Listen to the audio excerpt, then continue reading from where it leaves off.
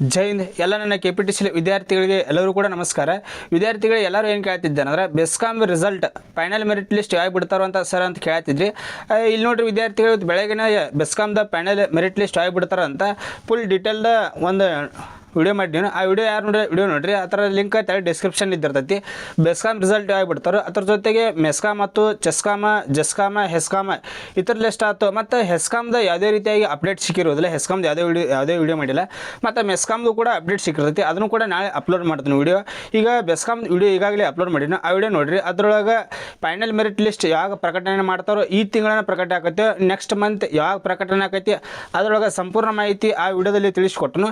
ಮತ್ತು ಇನ್ನೂ ಏನಪ್ಪ ಅಂತಂದ್ರೆ ವಿಡಿಯೋನ ಹೊಸದಾಗಿ ನೋಡುವಂಥ ವಿದ್ಯಾರ್ಥಿಗಳು ದಯವಿಟ್ಟು ಸಬ್ಸ್ಕ್ರೈಬ್ ಮಾಡ್ಕೊರಿ.